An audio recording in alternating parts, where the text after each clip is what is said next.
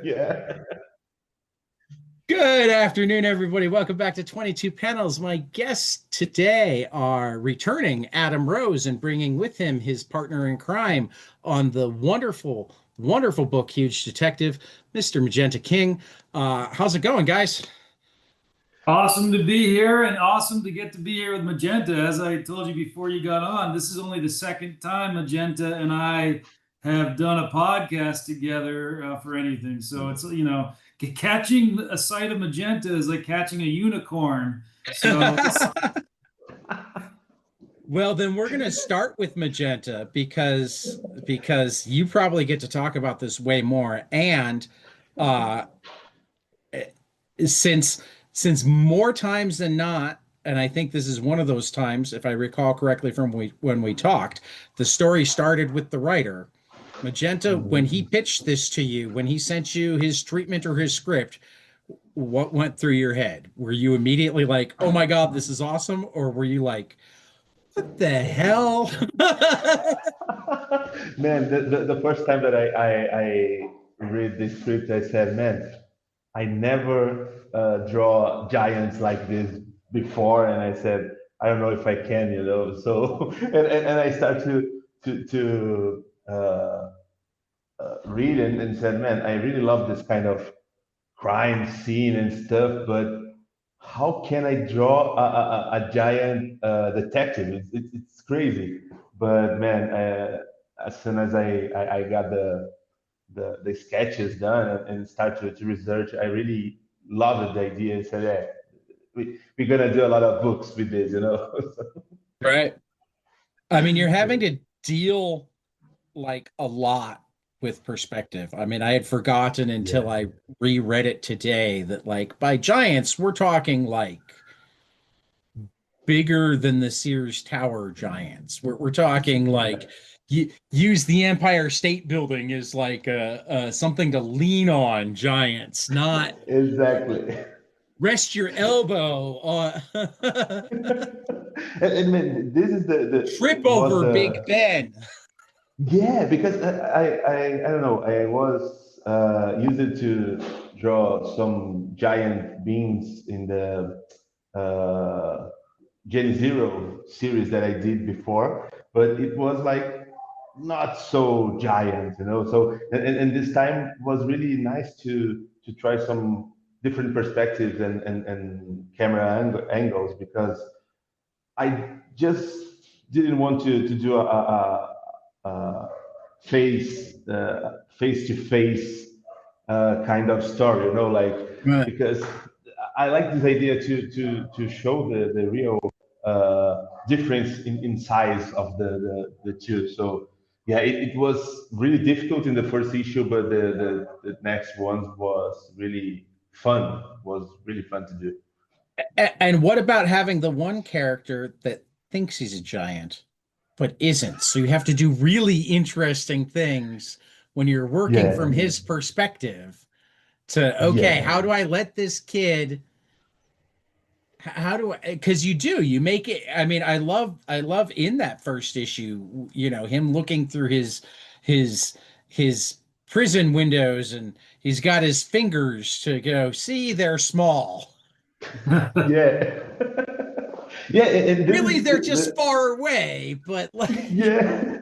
The binocular scene too. I really, man. When I start to read the script, I said, man, this is this is the kind of story that is like there are really tiny details that made the story greater. You know, so I right. really did and redid a lot of the sketches and pages in the first part because I want to give this idea of yeah he's a guy that thinks he's a giant, but the Tamaki is like a detective that knows that he's not a Right. giant, and he's like a little tired of this all this stuff, you know. So yeah, Yeah. man, it was really nice to have this uh, new ways of drawing and portraying them in issue by issue, you know. So yeah, Mm. it was crazy. It was really crazy. So Adam, obviously you envisioned this on some level in your head before passing it along, but like what was it like getting the pages and actually seeing it? I mean, a dream come true in some ways. I mean, just getting, I mean, I admired Magenta for a long time before I got to know him through Jenny Zero and some of his other work with humanoids and everything. And then we started, yes, I had the scripts all written out, but we started having like almost weekly Zoom meetings just talking about the world building. And I don't know, like right away, Magenta and I just hit it off. Like we're dear friends now. He's come and stayed with me, him and his amazing wife. Like they had their first U.S. Halloween in my neighborhood, which was Yeah. hilarious. But my point is, like Magenta and I just we the story building just we collaborated. We really just got that we wanted, like not just in the foreground with giant Tamaki, Manny, you name it, but the background. We wanted like this world to be so lived in, and the story of everything that this world has been through for 30 years to just be in every panel. And Magenta just totally understood that. Yeah. Yeah, I think that was the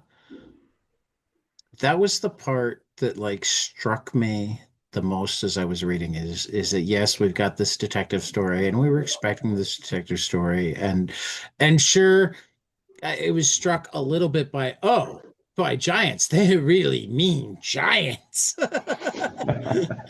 Yeah. but Yeah. but like the actual world building, the these things woke up and like initially go figure, not everybody played nice because human beings, as everybody knows, are just so good at handling change in a completely peaceful and level-headed way. I mean, Yeah.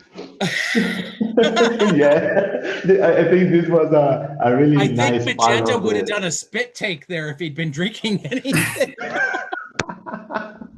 No, yeah, it was Um, the so, great so, part, yeah, so like building this thing where, um, they were in this delicate detente where it's like, okay, we've given up Australia. Um, but they're kind enough to be our fast transportation. We can get across the ocean faster now Yeah. because we give them rum. Yeah, And I caught that toss of, oh, they're bring the fire water. exactly.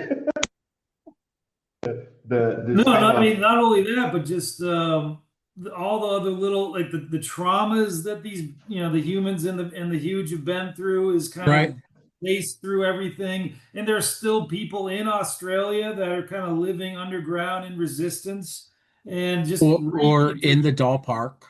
yes, and then well that too is like something I loved, and I love Magenta's like way of portraying the Dollsville because that's kind of inspired by the idea, even like here and now, like people, well, because of social media and followers and all that stuff, people seem to be willing to do anything like for Mr. Beast if they can make a buck.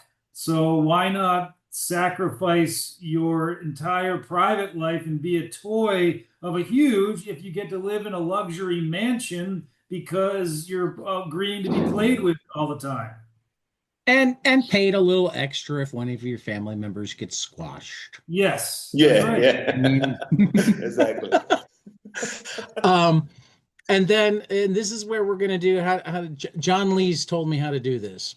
So, for anybody who hasn't read Huge Detective, now is your opportunity to pause the episode, go read Huge Detective, and come back. Spoilers are coming in 5, 4, 3, 2, 1. Okay, so and then all of it actually winds up being not just a basic murder mystery, but like this plot between Actually, I mean, it's only clearly a couple of people, which Yeah, is one of those crazy things that huge damage can be caused by very few people. This plot by a couple of people essentially to start the war up again. yeah, yeah, exactly. Yes. No, Mrs. Stubbs was traumatized, and she has the liquidity, the funds, the billions, because of her successful corporations to reignite things, both for profit and for revenge. Yeah. And this was a super fun part to draw because uh, I needed to get an evil lady, but with with some reason, like it's not just, oh, I'm evil and it's okay. No, it's she's damaged. So it was really good to build this kind of uh, steps to the mayhem. Like it was really nice, and I was really surprised because I read the first three issues, and then Adam sent me the last two a little time Oh, after I okay. draw the others, That that and that definitely went to the question that I was about to ask because like I I had read the first three issues, I think, when I talked to Adam last, uh, and it was enough for me to go, something's going on with mom here.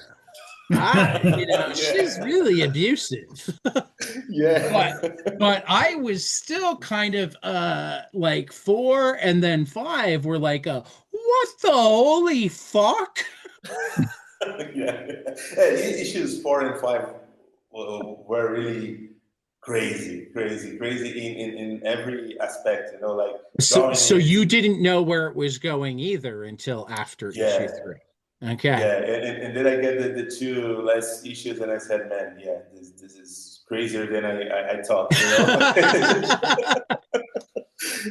And this was Did you start to the awesome wonder part. if your partner was actually okay or if you A little, a little. Well, well, I'm still wondering that myself about myself. So that's we're all in good company. Well, not to mention, of course, what Magenta was able to do with this, the third plot. We have our A and B, but our C is the fossil erupting from the moon Yep. and Mhm. on a crash course with Earth. Right. Right. Yeah. And the way he just dealt with the scope and scale of that, and even though a lot of the times, I mean, yes, there's that one issue 3 cover where we get the biggest clue of it coming, but other than that, it's a lot of times it's just on like a TV on the news, kind of in the Right. background of everything else happening. Right. Right. Mhm. Right. Is that the I mean, because it definitely had like that international thing going, particularly as everything else is going. It's like, okay, we can only save people with the help of the huge, but on the flip side, there's this big thing coming down, and what they're saying is that we have to let it come down if they and we don't know if war is breaking. I mean, like, you just so I've got dual questions here. Um, the first is, there was a question mark after the end. So is there a story kicking around in the back of your head about that fossil? Do we have some chance of seeing more? Um, I will say that Magenta and I have had numerous meetings about like, well, this, but also some other exciting projects that we are hoping to get to share sooner than later. But we okay, have, do we have more ideas and more stories for the world of Huge Detective? 100%. okay. Whether when there'll be something I could say more about, that's hard to say. Well, no, I completely understand the when ifs and wherefores of everything. It's the publishing world, and Yeah. it's just like it's fun to ask. Uh, Yes. but then the other thing is like in many ways, without touching any specifics of everything going on in the world and particularly the United States right now. You touched on everything going on in the world and the United States right now. You were able to, the xenophobia going both ways, the everything everywhere all at once nature of all of it, the different responses to trauma, the sometimes extreme responses to trauma, and then, just for shits and giggles, oh yeah, it doesn't actually just affect you. It has a global effect. Exactly. No, I mean, yes, and I can't help, we just can't help but be impacted by our surroundings. But at the same time, we had a story that just, I don't know, it just kind of was of this moment, and everything that's happened as we wrote it and drew it, compared to even just what's now unfolding more and more. It's all just like waves of reaction and action to like both the comic and just how people are navigating each other in real life. I mean, actually, it just occurred to me that like lots of writers of dystopian fiction right now have been not quite complaining, but like Greg Rucka's Lazarus just came back this last week, and when he started that in 2014, it was like it was supposed to be a cautionary tale. It was supposed to be a this is the extreme of where things could go, and now it's more of a how is the world less believable than our story? Yeah. So I guess where I'm going is like it's the first time in a while I've read a piece of socio-political fiction that both while being great socio-political fiction is actually in the best way less believable than the real world. Yeah. I think that we It managed turns to out get a lot of the praises there. key is skyscraper size. Yeah, I don't know. I think that the giant stuff really helped to get the fantasy part. But Right. yeah, but I think that the fear and the craziness of the world, like it's right now. We put it in the book like in a conscious way, but from my side, like in a lot of unconscious way, like Right. like I was drawing and giving that and getting that crazy stuff out of me, like it Right. was amazing to see this, because when we start to talk about how the story will be would be Adam and I was talking about the relation of people, relationship of between people, even if they are giants or not. But I think that it get a lot of serious questions, even if we don't think about it every time in the comic, like. But yeah, I think it's crazy to see that how our world is a little Upside down. upside down. It's crazy. Actually, and this is another thing that so much of this comes to me as I hear you guys talk, and I'm turning it over because I literally finished reading it again like an hour ago.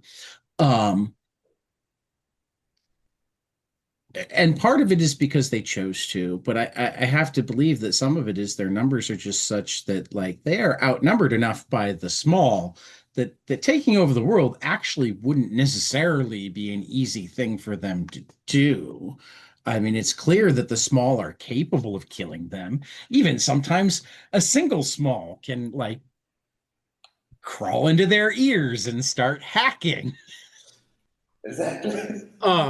but that just makes it this allegory. I mean, how much do we see in this world the people that are in the positions of power acting like they're one moment away from destruction from these people that are completely oppressed? I mean, it's the finger is on the button, metaphorically and literally. I mean, Right, that's right. It's like, oh my God, we're gonna die. It's like you're talking about the people that can barely eat as about to take you down from your ivory towers. I mean, that's so often what I mean, whether it's the big beautiful bill or situations in Ukraine, the Middle East, etc., the sides that tend to talk the most about their existential danger also tend to be the ones that are actually more privileged, if that makes sense. it does. And I guess what also And sadly I is and I think that the huge versus human makes it like highlights that, because it's like the humans are probably more privileged, but because the huge are huge, it's a little bit more understandable that they're existentially scared of them. But I don't know if what yes. I'm saying makes sense or No, whether it it was does. intentional. Well, yeah, what's I think where the splitting off, even metaphorically, symbolically, of what's going on in the comic compared to what's going on in the world is in the comic, the idea of mutual assured destruction does stop things from going too far where we end. Right. I don't know if that's necessarily the case in the real world. No, I don't either. Yeah. Every morning I wake up and no nuclear bombs have been dropped. I feel like we've dodged a bullet for another day. Yeah, yeah. It's true. It's true. But on a more comic booky note, just to lighten the mood here, like, Magenta I and mean, I we're laughing pretty good. yes. No, I mean, we also like just what we wanted. I mean, Magenta's style leans towards a manga sensibility, Yeah. which I love, and just really helped. Just our back and forth conversations. Like we both have been like reading the exact same things for the last multiple decades. It's like I don't know. It's amazing to like just anything I bring up versus what he brings up, and like we both know about it, and we're on the same page instantly. And then Okay, well, and then there's certain gems that like Magenta brought to my attention. I don't know if you know about the manga trilogy, Tokyo These Days, oh yeah. which I've I only bring read it the first up. volume so far, but Well, I mean, I bring that up so because good. it's so poetic in the pacing, and that's Yeah. something that inspired me as I was reading those early on, and then still wrapping up the script, and and Magenta's ability to just kind of like slow things down and let the visuals tell the story without like kind of getting dominated by like the script. All right, this is the sign that you're both cool and that the story's great, because now I have multiple questions going through my head. So the one to think on is you said that you wound up loving a lot of the same stuff. So before we leave today, we're gonna have to go through those because this is a podcast to elevate the medium of comics. So clearly, comics that other people should read. But the question that I want to answer right or ask right now is that the pacing was actually something that struck me too, because particularly when given such a huge toy, um, the temptation to do serious action has to be there. And you didn't, not even really in flashbacks. Right, right. It was a much more pace, there wasn't the full page spread of fighter jets trying to take down a giant. There wasn't Yeah. there wasn't the giant leveling London, Yeah. My, I think that all of the obvious action isn't there. And I think that was a perfect decision, but like, talk to me about making that decision. Because again, I have to imagine that at some point somebody said, but where's the action? Because it's comics, and that's just the way comics people roll. Yeah, And no, there's psychological action. I'm not saying where's the action. It's my kind of action, but you know what I'm talking about. yeah, yeah. No, when I get the script for the first time, I was really tempted to get a lot of splash pages and explosions and stuff, you know. But while I was doing the pages, I was really referencing to a lot of artists that I really like Frank Quitely is a really big reference for me. So I really try to get more power to the narrative and the sequence of the action than with superhero splash pages, you know. So I really try to get this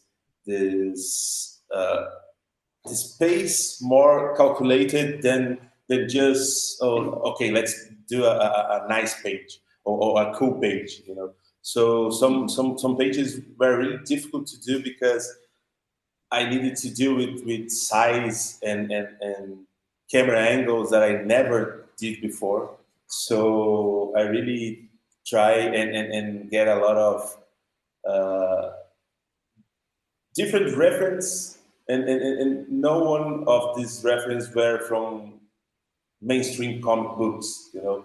Okay, Frank Quitely is a super mainstream artist, but Right. I think that he thinks comics like something very intricate, very, very super detailed, and trying to tell the story in its own pace, you know. So yeah, it was really like getting a Lego together for me, you know. It's not just drawing the super nice pages that there are in the script, but I really like this idea to get little scenes that only, I don't know, few people look and said, man, this hand is really emotional, you know. Like I like this kind of stuff, but yeah.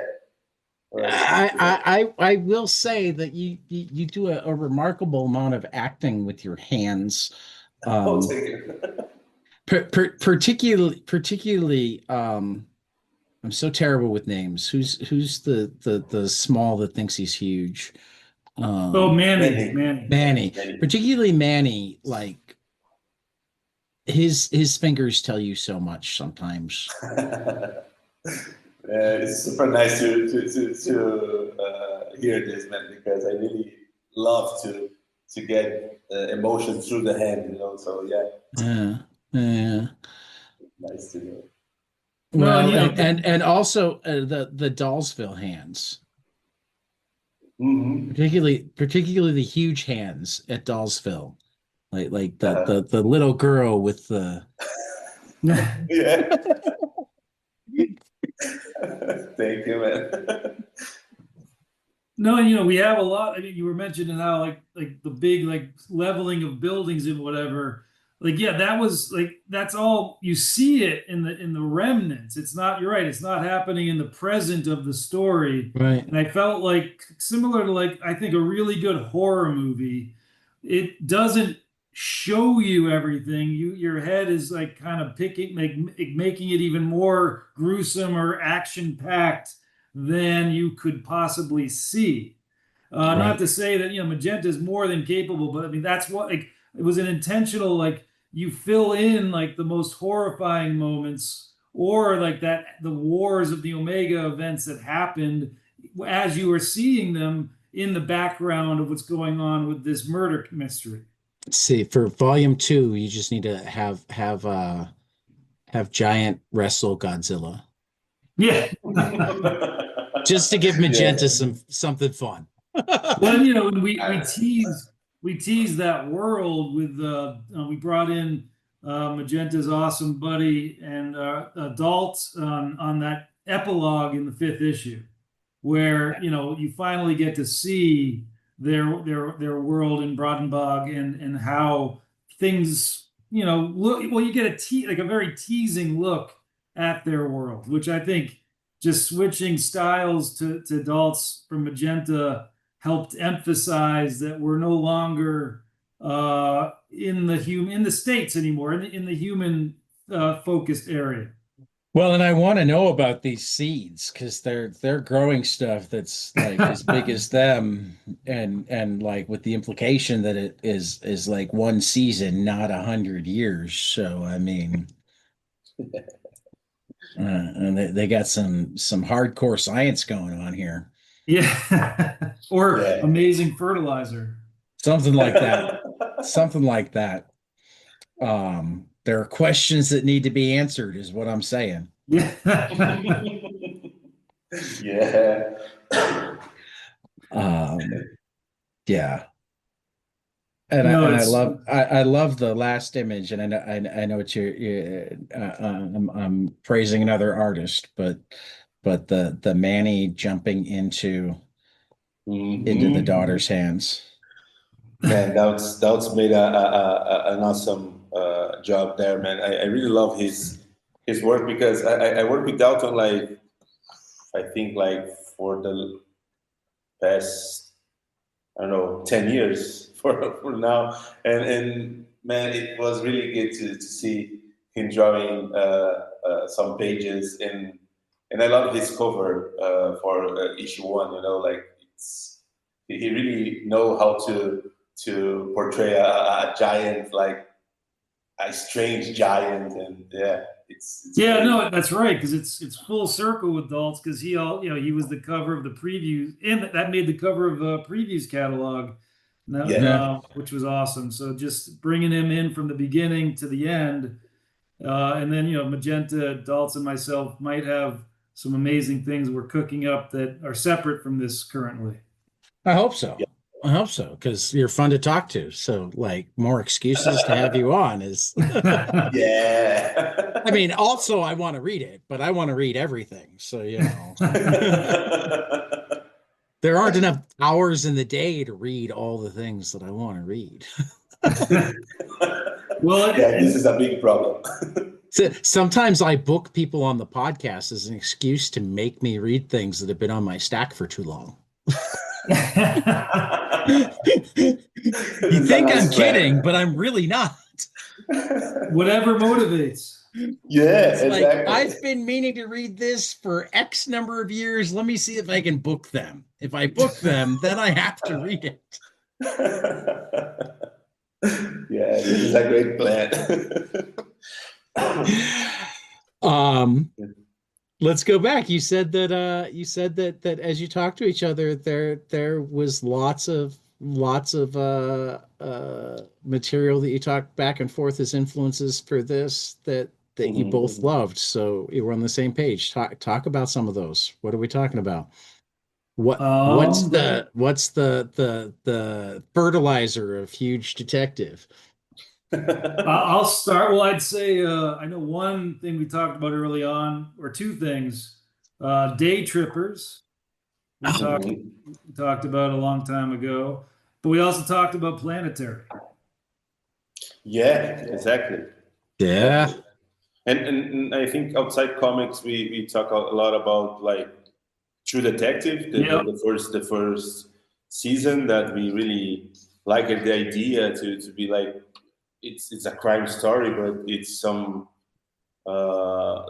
you have a I don't know other world mystery, like something different, and we got a lot of strange images like in the reference folders. We talked a lot of I don't know when he started to say what we will do with the huge and people to be together, and we start to think about like the hotels in their beds, like we said, man, this is crazy. So this is the kind of thing that I really like it since the beginning to work with Adam. That was he is super open to references and to, I don't know, to try new things. So I really try to get super far from the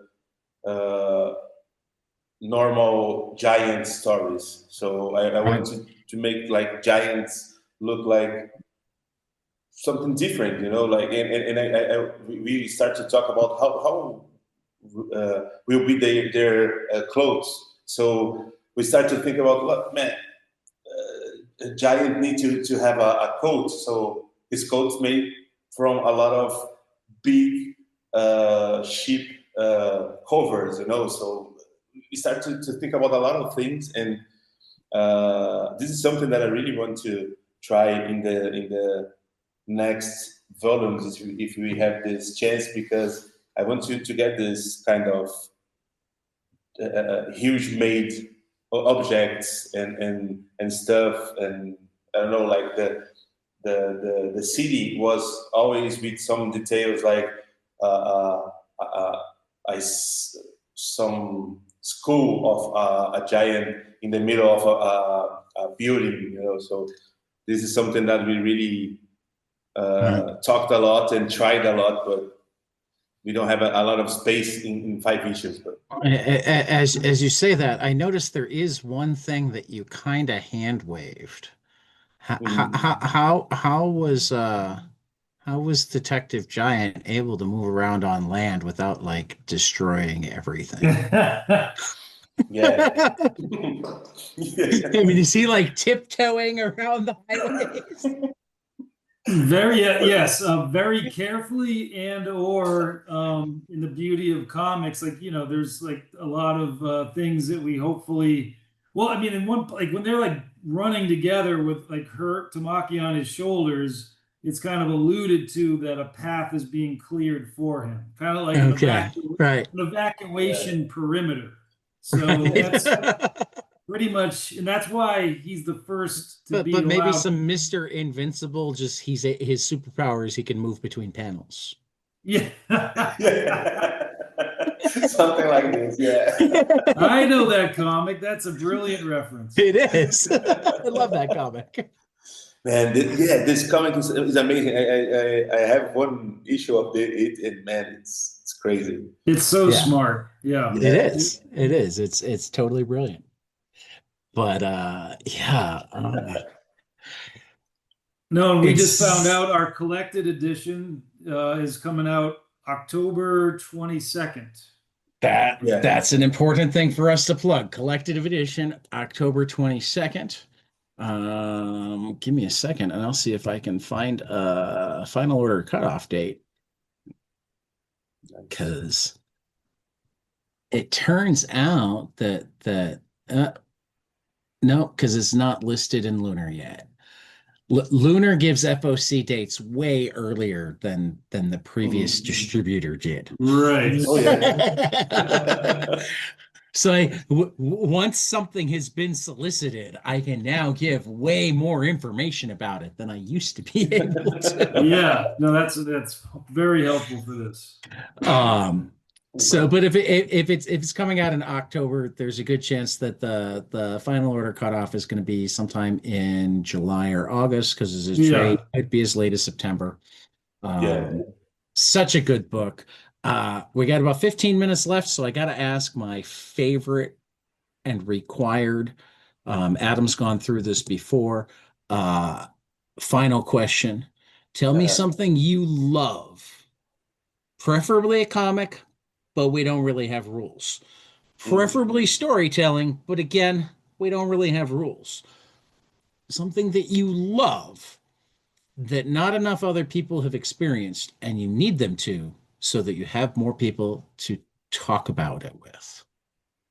Yeah. My God, all my books are on the other room. Let me see. This is difficult. This is really difficult. I was reading now some man. Do you want to go first Adam. So, because I have some of them in my mind, but I need to get That's a right fair. one. And you don't have to stick to one. You can give me more. This is one of the Okay. reasons I try to give 10 or 15 minutes for this question if necessary. Nice. Okay, this.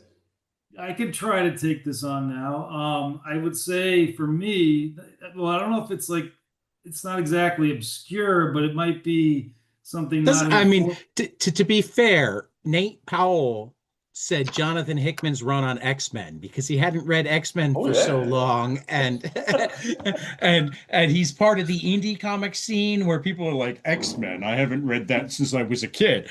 That for Nate Powell, that was a legitimate answer to the question. This is why I phrase it the way I phrase it. It doesn't have to be obscure. Okay. Yeah, actually, I have Just it. I just read it, and it's certainly not obscure. But for me, I finally got to it, and that's nice. the volume 1 of Oh, Akira. nice. They Oh, are this is they are good. putting out deluxe hardcovers. Well, this, I mean, just, I know the story by Yeah. heart from the Yeah. movie, but just seeing how gorgeous the original manga was, and Yeah. even like there's like little tidbits of storytelling that they couldn't possibly fit into the movie, which were Yeah. just, and there were things I didn't even in seeing the movie a million times, I wasn't like, I don't know, I didn't pay enough attention to like the little details about like the pill that kept his brain from like popping out, or the veins popping off of Right. Tatsuo's head, and that's all just in volume 1. Right. Him like kind of taking over the clown gang or whatever they are, Yeah. which Yeah. seemed pretty reminiscent of like the Joker gangs in like Yep. Dark Knight, Uh-huh. which came out around the same time. So A yeah, little there's bit just after. Yeah. yeah. There's reason to believe that Miller was influenced by Akira. No, so that yeah, just in the visuals too, just the attention to detail is incredible. And this is action packed, but at the same time, like he lets it breathe. Like it really Yeah, does. and again, very timely because deluxe hardcovers in the original right to left with the final translation and sound effects done in Japanese are going to start coming out in I think August or Wow, September, something like that. that's So cool. so those who haven't read it or haven't bought it, etc., the hardcover collection, the first one, August 26th for volume 1 of the Well, Akira hardcover collection. so And man, that's you my Large sized, oversized. yeah, you give me a really 7.28 by 10.28. you Adam gave me a really good help remembering Otomo, because my the last time I was I fly to I went to Japan. I bought the complete works from Otomo, and I get the Okay. Tomo version. And man, I was reading this past weeks, and it's crazy how good it is, and how well made it is, because you don't need even understand Japanese to get the story right, and the sequence and the narratives and the details are crazy. So this last edition of the Domo, the complete works, it's crazy good, and it's super beautiful, because they have a bigger size, and you have all the details and the colors in the first pages. So yeah, if I can say something that I really love, and I thought is Otomo, but is all of these complete works books are really amazing. They have a lot of different and old stories of him, and even the books of the frames of Akira are really beautiful, and I really want to. always try to study Otomo, like how we can have like 1% good as him, you know. So I always I always try to study him and use something that I can. And yeah, I think that my book this time is Domo, but the new version, because it's crazy. You can see every detail and every page is crazy. It's crazy. All right. Well, you're allowed to say that you also like Atomo, but you got to give me something else. We can't just go with Atomo for both of you. Come on, Man, this I is the love problem. that. This is the problem with making Adam go first. Man, I was thinking about, because I was reading a lot of other strange books, but I said, man, it's crazy. Otomo is really always the best, you know. I need to read more Atomo, and I think I have to look into it, but I feel like not enough of his non-Akira work has been made particularly available Hmm. in Yeah, English. yeah. Yeah, a lot Um, of these complete works have a lot of stories that never get in other languages than in Japanese. right. So it's a shame, but I don't know.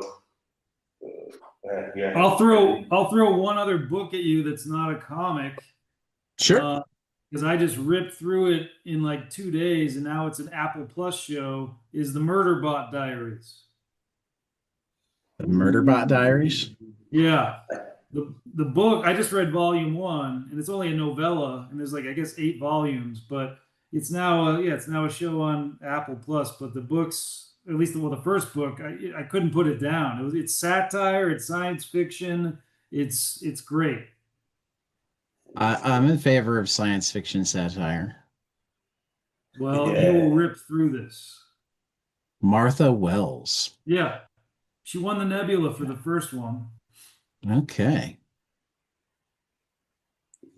Gonna have to check that out. All right. I'm not gonna force you to come up with something else, but if you can, I'll take it. Anything else, Magenta? I need to remember the name. Let me see. It's Picnic. Oh my God.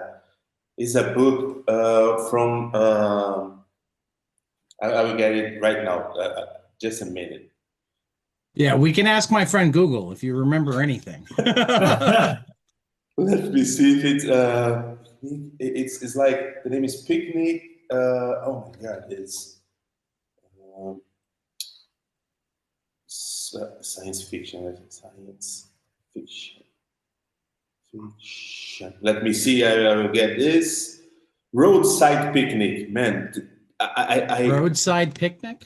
Roadside picnic. I was just rereading this. It's because in Portuguese is other name, so I get it wrong. Ah, But it's Okay. roadside picnic, and man, it's an amazing book. And I was rereading this for a project that I'm doing, and it's crazy. It's amazing. It's kind of old. It's like it's from from the 70s. So it Yeah, 1972. too. Yeah, Published in exactly. English in 77. Russian. Yeah, wow. Okay. then Arkady and it's Boris crazy. Strugatsky.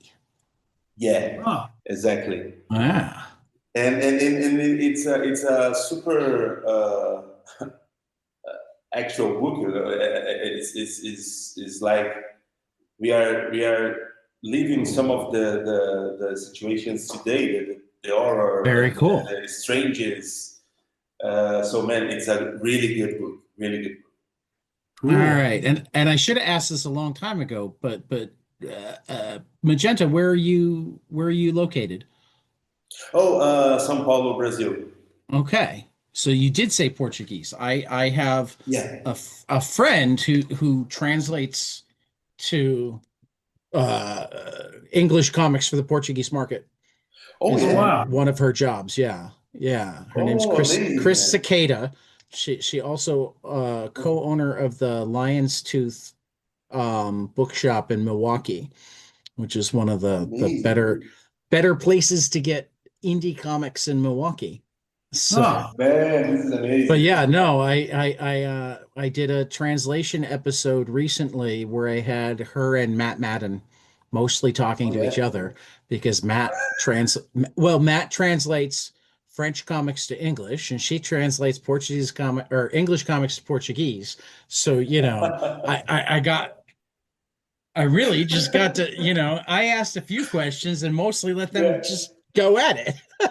that's cool.